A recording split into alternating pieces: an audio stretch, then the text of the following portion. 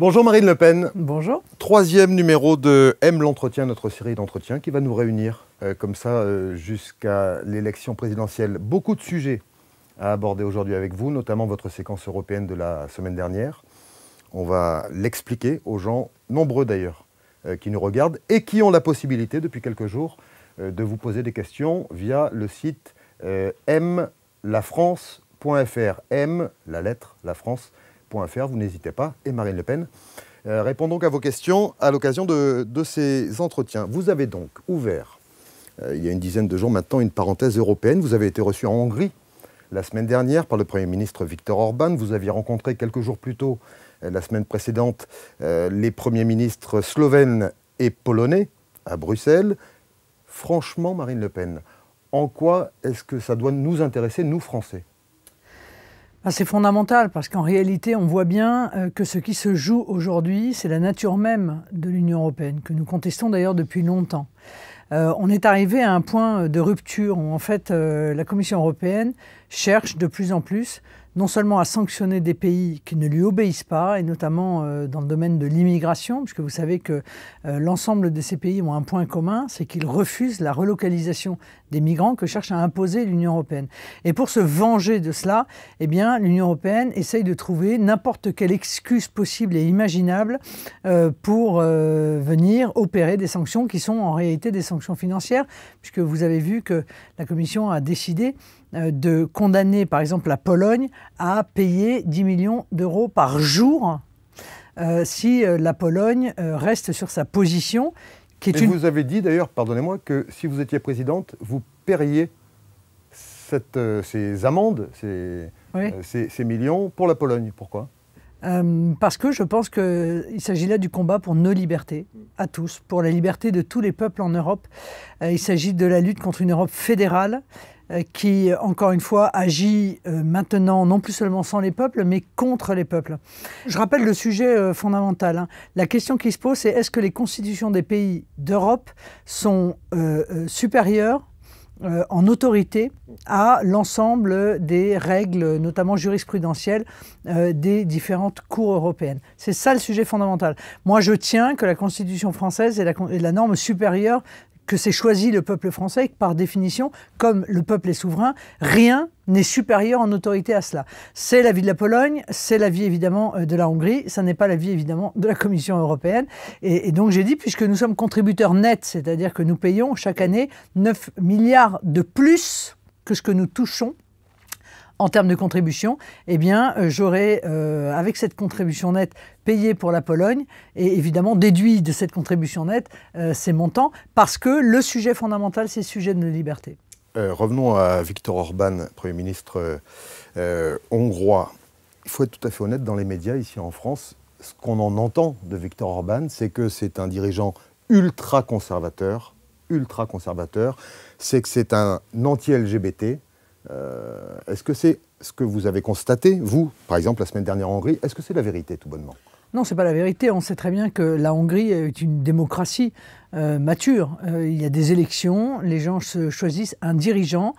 C'est un pays qui est différent de la France, mais Dieu merci d'ailleurs, tous les pays en Europe sont différents les uns des autres. C'est ça d'ailleurs qu'on veut aussi conserver. Chacun son identité. Mais oui, c'est ça, parce qu'on dit unis dans la diversité. C'est ça normalement la devise. C'était la devise de l'Union européenne. La réalité, c'est qu'aujourd'hui, c'est caporalisé dans l'uniformisation. C'est-à-dire qu'on cherche à uniformiser l'ensemble des pays. Nous sommes des pays différents, avec une histoire différente.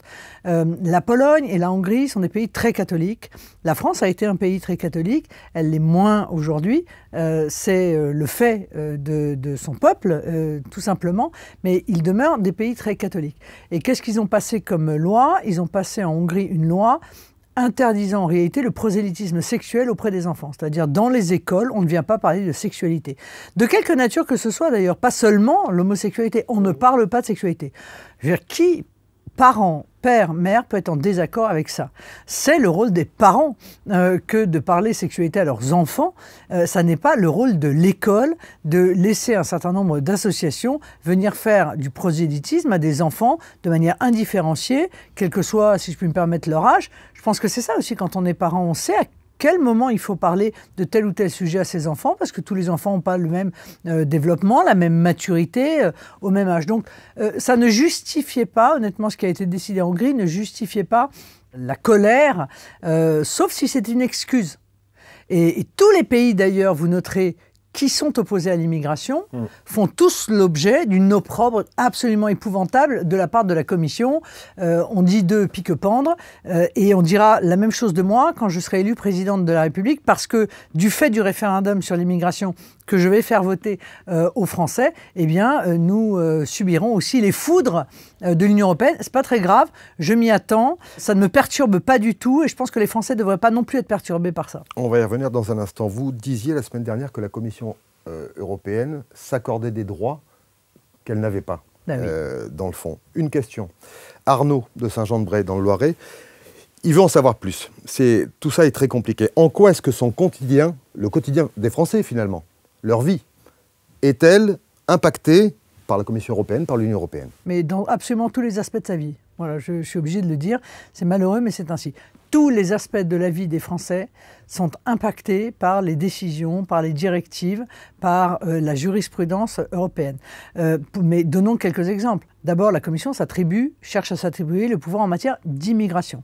C'est-à-dire que notre pays, comme les autres d'ailleurs, en Europe, n'auront plus, avec par exemple le pacte d'immigration, la liberté de décider qui entre sur le territoire, qui on autorise à venir, qui on autorise à rester, selon quels critères, et qui surtout on expulse parce que toute une série de décisions viennent dire qu'on est obligé de préserver la vie familiale des délinquants, des criminels, j'en passe et des meilleurs. Donc ça, c'est typiquement un effet direct.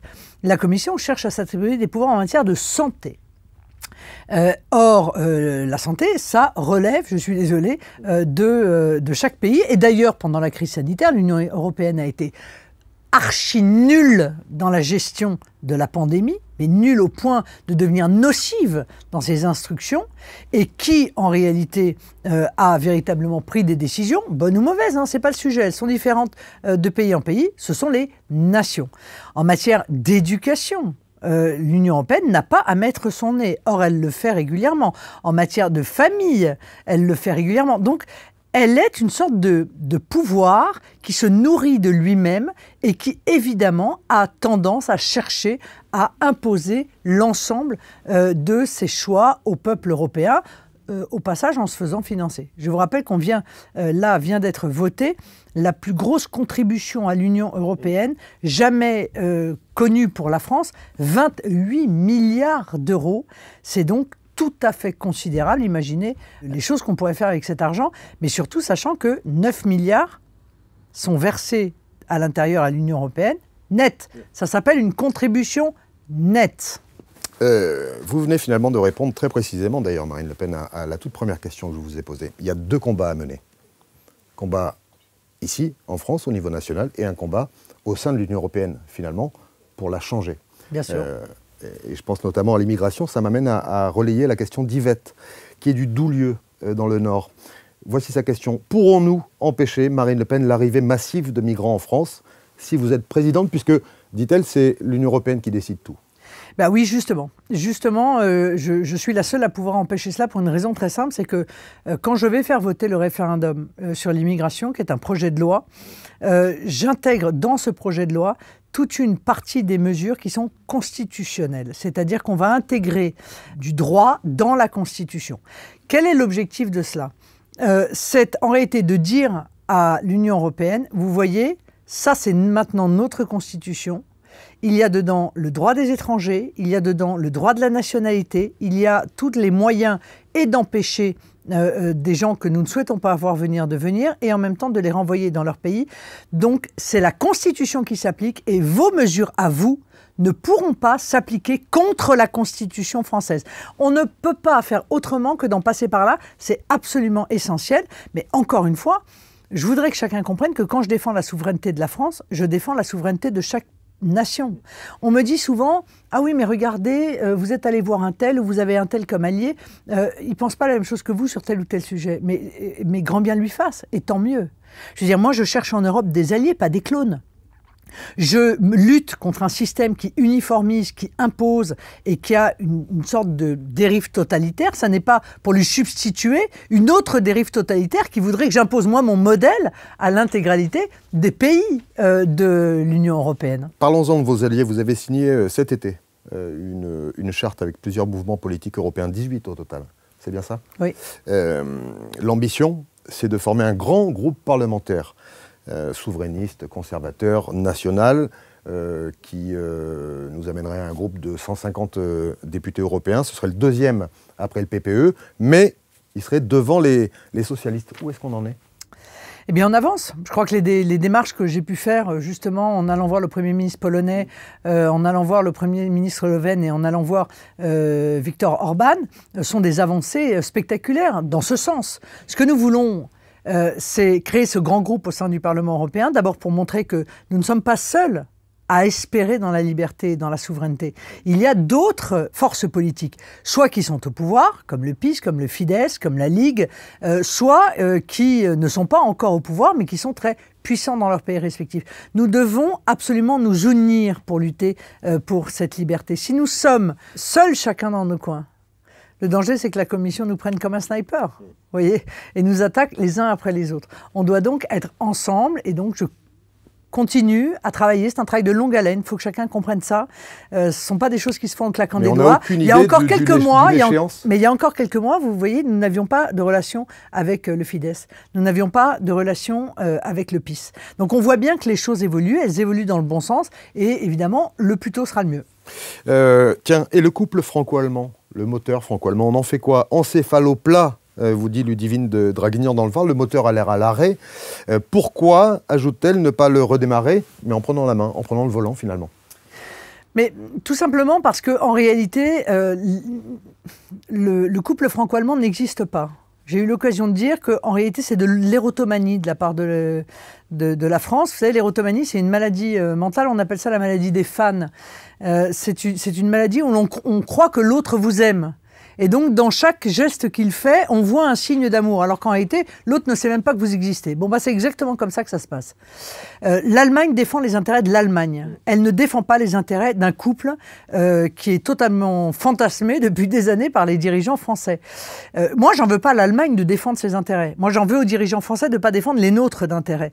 Et systématiquement, eh bien, l'Allemagne arrive à imposer ses intérêts contre les intérêts de la France. Vous savez, on dit quelque chose qui est très juste. On dit quand il y a une différence, enfin une confrontation, une contradiction entre une directive de l'Union européenne et la Constitution allemande, on change la directive de l'Union européenne. Quand il y a une différence entre la Constitution française et une directive de l'Union européenne, on change la Constitution française. Eh bien, c'est ça dont je ne veux plus. Je pense que, par exemple, dans le domaine de la défense, nous n'avons pas intérêt à avancer, en réalité, avec l'Allemagne. Nous n'y avons pas intérêt parce que notre vision est fondamentalement différente. Nous n'avons pas le même type d'armée, nous n'avons pas la même philosophie d'intervention, nous n'avons pas la même structuration, nous n'avons pas la même politique d'exportation. Donc à chaque fois qu'on avance dans des programmes franco-allemands, notamment en matière de défense, eh bien on y perd, on transfère de notre savoir-faire, on transfère de notre technologie et on n'a absolument rien en retour, si ce n'est, bien souvent d'ailleurs, un blocage dans nos capacités d'exportation dans le monde. Parlons de la COP26 qui se tient en ce moment jusqu'au 12 novembre à Glasgow, en Écosse, conférence sur les changements climatiques. Est-ce que vous avez un comportement éco-responsable? C'est une autre question qui vous a été posée sur mlafrance.fr. Est-ce que vous, Marine Le Pen, vous coupez l'eau quand vous brossez les dents? Moi, par exemple, bon, vous me direz, on s'en fiche un peu, mais c'est un exemple assez marquant. Je ne suis pas d'une génération qu'on a sensibilisée à l'école. Ce sont mes enfants, finalement, qui me sensibilisent. Pour répondre à votre question, oui. J'essaye de faire attention. Mais je voudrais déculpabiliser les Français. La France est un des pays les plus écologiques d'Europe et du monde. Les plus vertueux, oui. Oui, les plus vertueux. Oui, mais d'accord, mais il faudrait qu'on se le répète quand même un tout petit peu. Hein. Bon, il faudrait qu'on se le répète parce que précisément, vous voyez que nous sommes un des plus vertueux, nous sommes un des pays qui fabrique le moins de CO2 grâce à notre énergie nucléaire. Ben, vous voyez, dans ce domaine-là, par exemple, l'Allemagne nous combat, et nous combat extrêmement durement.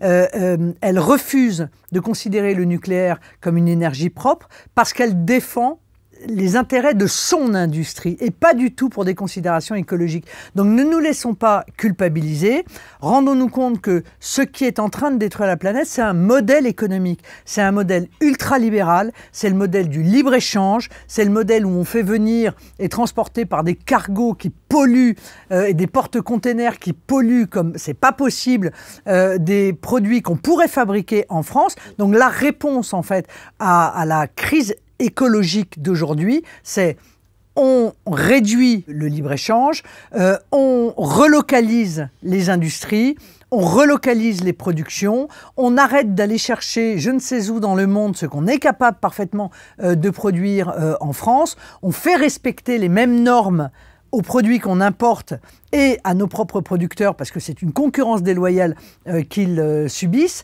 et on redéveloppe la filière nucléaire en arrêtant les énergies intermittentes, qui au passage coûtent d'ailleurs une fortune aux Français, parce que tout ça coûte extrêmement cher et fait que notre énergie, qui était une des plus bons marchés du monde, eh bien, est en train de perdre cet avantage et pour nos compatriotes et pour nos entreprises. Que vous inspire? Comment est-ce que vous regardez ce genre de grand route comme la COP26 qui souvent, faut être tout à fait honnête, n'aboutit pas à grand-chose, ou en tout cas aboutit à des promesses qui, comme chacun sait, n'engagent que ceux qui les écoutent. Oui, mais on se donne bonne conscience en réalité à peu de frais, parce que vous voyez bien que les pays les plus pollueurs, oui, soit n'y sont pas, soit en réalité ne s'engagent pas. Tout ça, ce sont des textes qu'on fait au conditionnel. Et tant qu'on ne remettra pas en cause fondamentalement, encore une fois, le modèle économique du libre-échange, le modèle du village mondial, qu'on a payé très cher au moment de la pandémie, parce que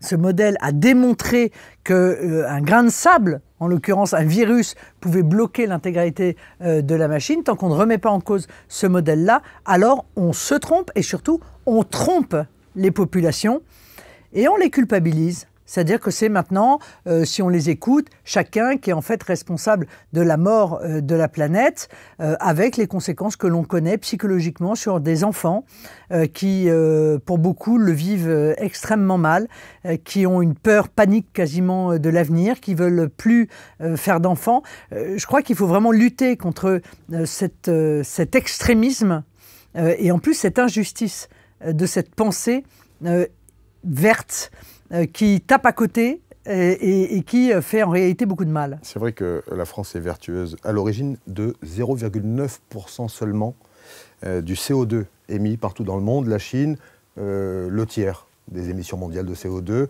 Les États-Unis, 15 ou 16%. Oui, d'accord. Mais si vous voulez, quand nos dirigeants font des accords de libre-échange avec la Chine et font en sorte qu'on importe massivement des produits chinois, en réalité, on fait quoi? On délocalise la pollution. C'est-à-dire qu'on encourage en fait un pays comme la Chine mais bien sûr, à continuer à polluer massivement en se disant, vous voyez, nous on n'a aucune responsabilité. Si, on a une responsabilité pour le coup. Donc il faut vraiment relocaliser, réindustrialiser, faire du patriotisme économique, faire du Made in France, faire du consommé français. Et là, on ira plutôt dans le bon sens. Emmanuel Macron s'est engagé en marge, à l'occasion de cette COP26, à verser 7 milliards d'euros par an, pas pour la France, mais pour permettre la transition écologique des pays les moins riches. 7 milliards pour le reste du monde, un peu plus d'1 milliard récemment pour la Côte d'Ivoire. Une dette ivoirienne, en fait, que la France a généreusement transformée en subvention au propre bénéfice de la Côte d'Ivoire. C'est lui qui avait dit qu'il n'y avait pas d'argent magique. Il avait dit à une soignante du CHU de Rouen qui demandait plus de moyens, il a trouvé la recette de l'argent magique depuis le début de septembre. Il passe sa vie à faire des cadeaux absolument inconsidérés pour travailler son image de président généreux.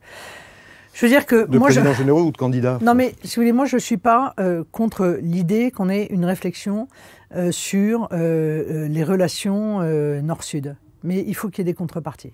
Ça ne peut pas être de l'argent qui parte sans aucune contrepartie. Ça veut dire on peut aider des pays qui sont en difficulté, on peut les aider à se développer, mais la contrepartie, c'est qu'ils doivent massivement exprimer à notre égard des actes de limitation massive de l'immigration et notamment de l'immigration clandestine. Tant qu'ils ne feront pas ça, alors il ne faut pas s'engager dans des politiques qui en réalité aggravent la situation de l'immigration. Vous savez, il y a un bouquin de Smith, c'est pas un type de notre chapelle, hein. C'est un ancien journaliste à Libé, c'est un journaliste de gauche, etc., qui raconte ça dans son livre La ruée vers l'Europe.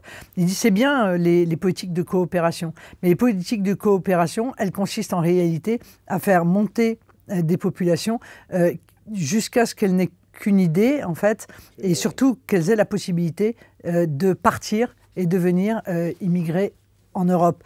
Donc, si on ne met pas en place une politique très ferme de maîtrise de l'immigration et qu'il n'y a pas des accords avec ces pays-là, alors non seulement on ne réglera pas le problème, mais on l'aggravera. C'est ça ce que dit Smith. Un mot de la crise des sous-marins australiens, ce contrat du siècle. On l'a appelé le contrat du siècle, que la France s'est fait piquer, il faut le dire, par une alliance anglo-saxonne. Elle a été au cœur d'un entretien entre Emmanuel Macron et Joe Biden, le président américain, en marge du G20 à Rome. On ne peut pas dire que Biden se soit confondu en excuses. C'est même lui, tiens, et ça a dû faire bizarre à Emmanuel Macron, qui s'est montré plutôt condescendant et méprisant. On a tous été extrêmement humiliés, je crois, par cette séquence où Emmanuel Macron se fait tapoter la main comme un gamin, un gentil gamin.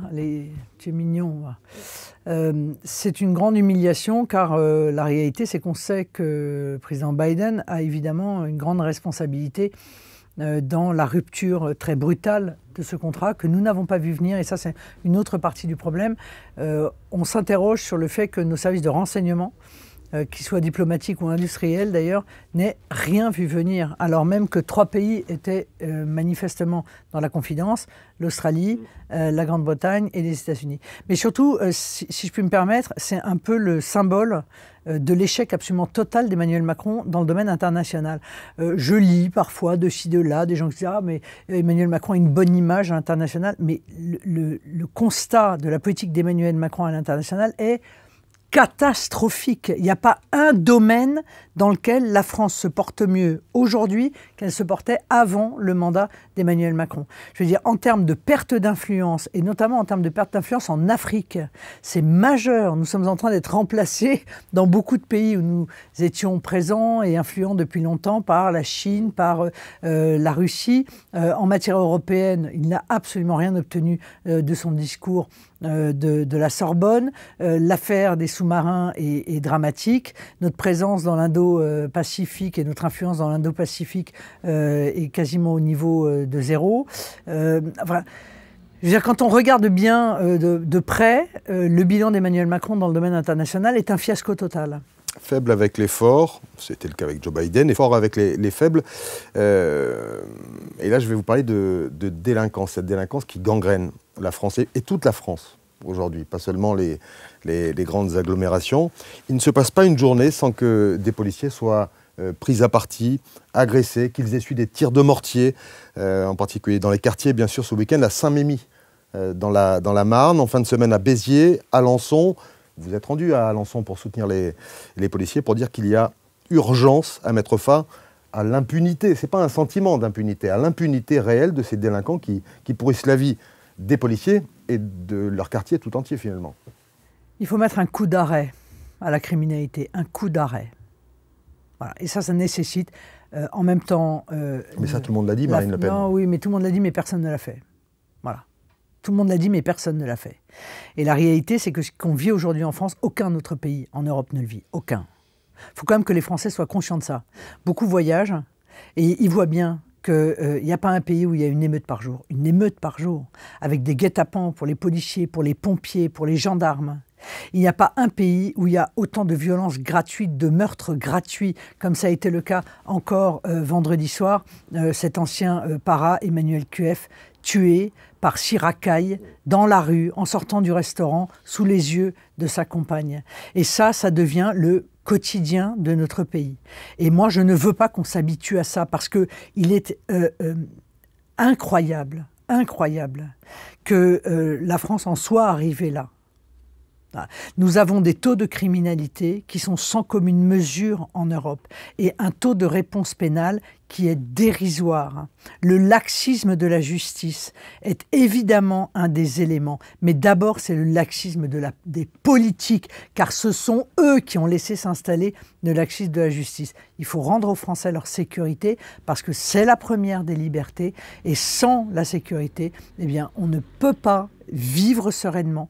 Et puis surtout, on ne peut pas développer non plus d'économie. Il faut quand même en être conscient. Alors justement, question de Jean-Marc de Magny dans le Haut-Rhin sur mlafrance.fr.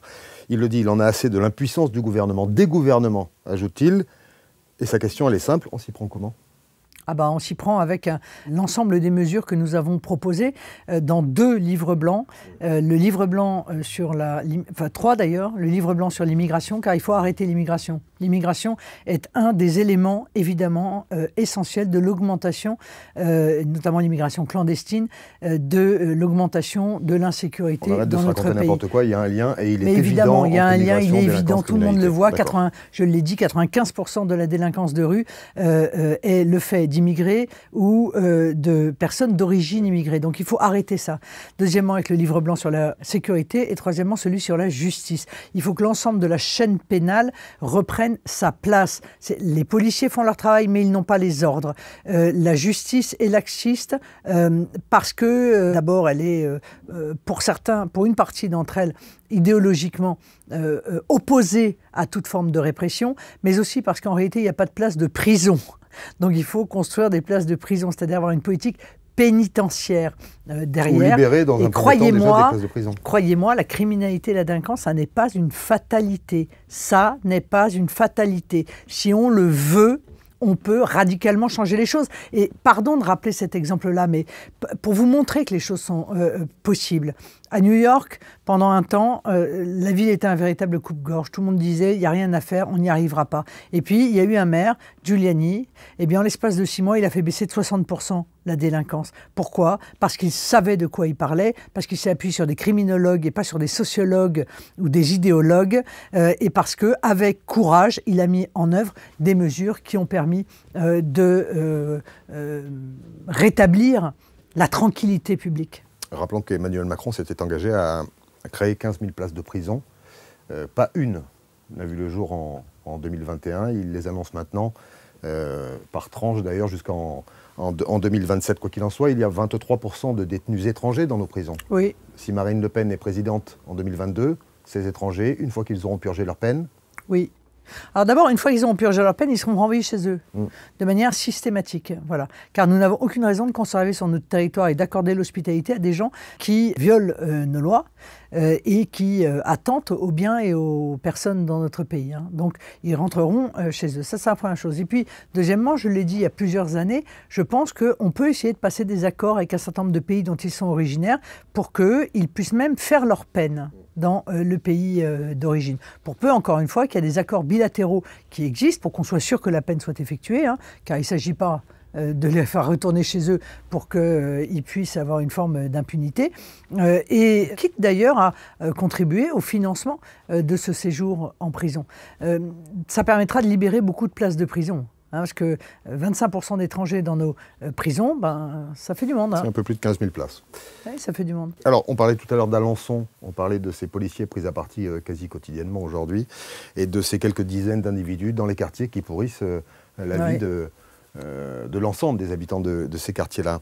Vous êtes présidente en 2022. Est-ce que, oui, vous êtes prête à expulser les parents de délinquants de leurs logements sociaux, s'ils sont en logements sociaux ? Oui, bien sûr. Je pense qu'il faut... d'abord, il faut se rappeler que ces zones de non-droit, c'est 2% du territoire. Et qu'en réalité, toutes ces bandes-là de racailles, leur chef, c'est environ 3 000, 4 000 personnes. Voilà. Il faut déjà, eux, les mettre hors d'état de nuire. Ça, c'est première urgence.